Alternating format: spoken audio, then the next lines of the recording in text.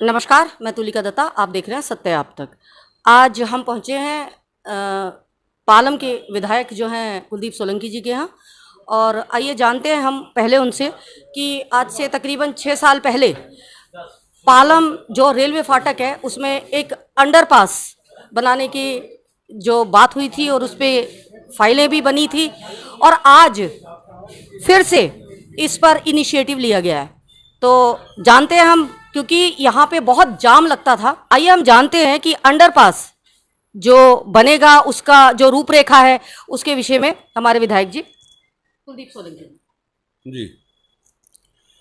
आप रेलवे फाटक की बात कर रहे हैं, अंडरपास की। ये बहुत पुराना प्रोसेस चल रहा है, लेकिन सेंट्रल गवर्नमेंट की कुछ स्कीम होती हैं, रेलवे की अलग अलग स्कीम्स होती हैं। ये पिछले 12-15 साल से, जब से ये फ्लाईओवर बना है उसके बाद से स्कीम चल रही है। धर्मदेव जी विधायक होते थे, उस टाइम भी रेलवे मंत्री को लिखा था 2014 से पहले। उसके बाद भी रहे, डीआरएम को बुलाया, मैं खुद साथ में था।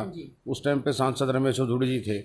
शाहबाद फाटक और पालम फाटक का ये सर्वे उस टाइम पे हो गया था, लेकिन लेंथी कुछ काम होते हैं, लंबे प्रोसेस में काम होते हैं। 2-3 डिपार्टमेंट इन्वॉल्व हैं, कंटोनमेंट बोर्ड, एमसीडी, रेलवे, सबसे एनओसीज और सारी चीज़ें। अभी भी प्लेटफार्म पे आते आते भी टाइम लगेगा अभी भी। लेकिन हाँ, ये ठीक है कि दोनों ये पास हो रखे हैं, सर्वे हो गया इनका सब चीज़ों का। और मेरी रामवीर विदुरी से बात हुई थी, अभी रेलवे मंत्री से भी टाइम लिया हुआ है हमने, अभी इसको थोड़ा सा और प्रोसीडिंग कराएं। रही फ्लाईओवर के बनने के बाद की बात, उसका बेनिफिट तो लोगों को हुआ ही है, ऐसा नहीं है कि नहीं हुआ है। पालम तक लैंडिंग पालम में भी है। हाँ, ये कि ज़्यादा लोगों को, जो लंबे दूरी के जाने वाले लोग हैं, उनको ज़्यादा फायदा हुआ। लेकिन फाटक के पास, फाटक की जगह अंडरपास होने से शादनगर, राजनगर, मेन मार्केट के लोगों को ज़्यादा बेनिफिट होगा, ऐसी उम्मीद है।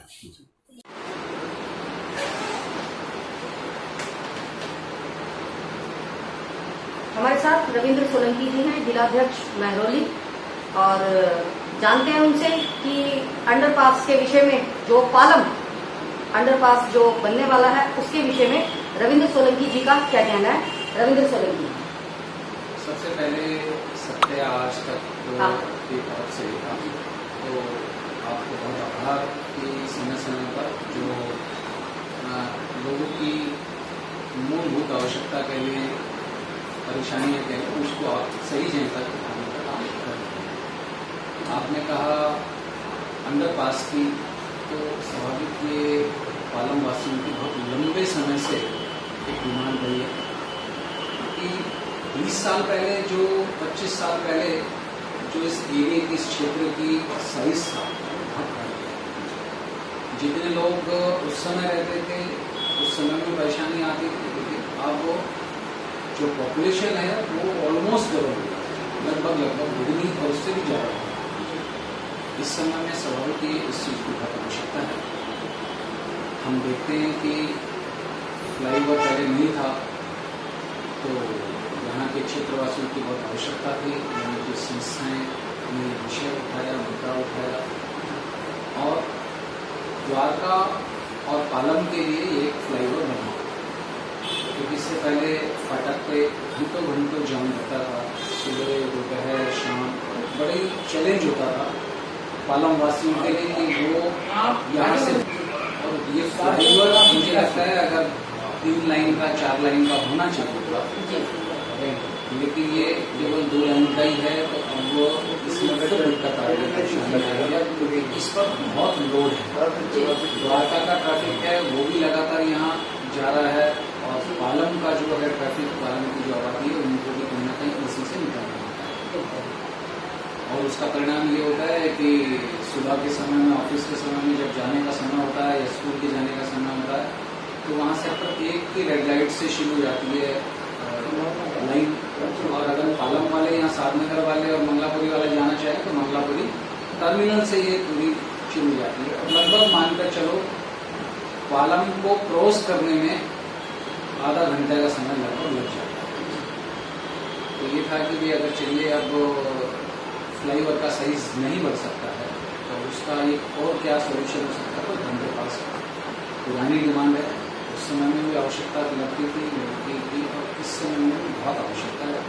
मैं आभार व्यक्त करता हूँ सरकार का इस तरफ संज्ञान लेते हुए वो अंडरपास की जो बनाने की पहल है, मुझे लगता है वो बहुत करीब आ रही है और स्वाभाविक है सबके लिए, पालन वासियों के लिए बहुत अच्छा विकल्प निकलता रहेगा।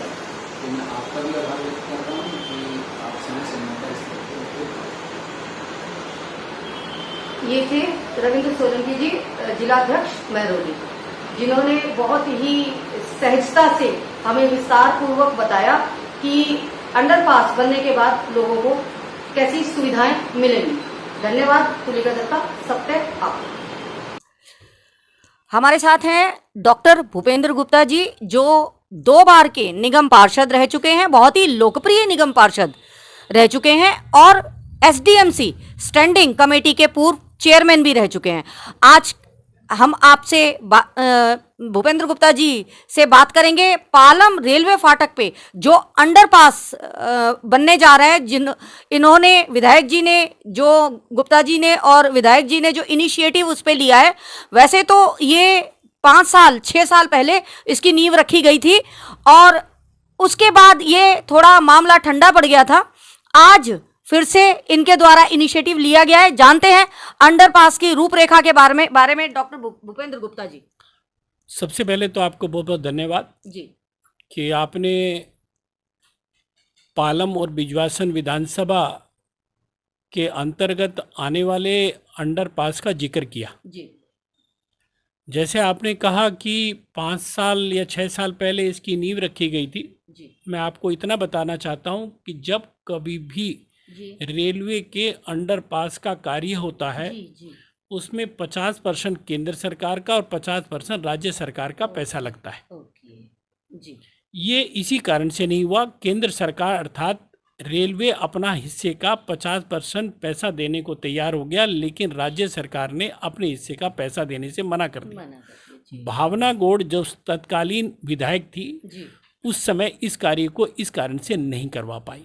अच्छा जी अब हमारे 2 विधायक हैं, जी कुलदीप सोलंकी जी पालम से हैं और बिजवासन से अपने गहलोत साहब हैं। जी सांसद रामवीर विदुड़ी जी हैं। जी तीनों का सामूहिक प्रयास है। जी तीनों का सामूहिक प्रयास होने के कारण अब आपको जल्दी से जी आपको एक खुशखबरी भी प्राप्त होगी कि पालम के अंडरपास का कार्य जल्दी ही आरंभ होगा, जी जिससे पालम और बिजवासन के राजनगर वार्ड के लोगों को जाम से मुक्ति मिलेगी। जी ये तीनों का सामूहिक प्रयास है जी और मैंने ये बताया भी आपको कि ना होने का कारण क्या था। जी दूसरी बात, मैं एक आपके इस चैनल के माध्यम से राजनगर के लोगों को एक खुशखबरी और देना चाहता हूँ। जल्दी ही राजनगर के लोगों को पीएनजी गैस पाइपलाइन जी अर्थात रसोई गैस की पाइपलाइन भी जल्दी से फैसिलिटी सुविधा प्राप्त होगी। हम सब जानते हैं सिलेंडर से हमारे घर में आता है और वो जो सिलेंडर आता है जी वो कई बार तो बहुत कम आता है, कम आता है। 14.5 किलो की जगह 11-12 किलो ही आता है। और कई बार तो हालत ये होती है कि रोटी बनते बनते वो सिलेंडर की गैस ख़त्म हो जाती है, रोटी आधी कच्ची आधी पक्की रह जाती है। हमारा इसमें पूरा प्रयास, हमारी प्रयास जो है हमारा रंग ला रहा है और बरसात के बाद दिवाली के आसपास हो सकता है कि ये पीएनजी गैस पाइप रसोई गैस पाइपलाइन का काम सांसद रामवीर विदुड़ी और विधायक कैलाश गहलोत जी के माध्यम से जल्दी शुरू होने जाएगा। मैं सत्याग्रह की आपका हार्दिक आभार व्यक्त करता हूँ। लगातार आप न केवल पालम, राजनगर, इंदिरा पार्क, कमल पार्क, कैलाशपुरी बल्कि पूरी बाहरी दिल्ली की आवाज़ को बुलंद कर रही है और मातृशक्ति के द्वारा जब ये पहल हो रही है तो निश्चित रूप से उसकी विश्वसनीयता भी होगी और प्रामाणिकता भी होगी। तो आपको सबसे पहले हार्दिक बधाई। पालम फ्लाईओवर की जो आपने बात की है तो मुझे तो ध्यान है कि हम लोग जब विद्यार्थी थे 1988-89 में इस पालम के फाटक के कारण पता नहीं कितनी जिंदगियां गई होंगी, कितने विद्यार्थी अपने पेपरों से चूक गए होंगे, कितनों को जो है जीवन के अच्छे अवसर मिलने थे वो रह गए होंगे।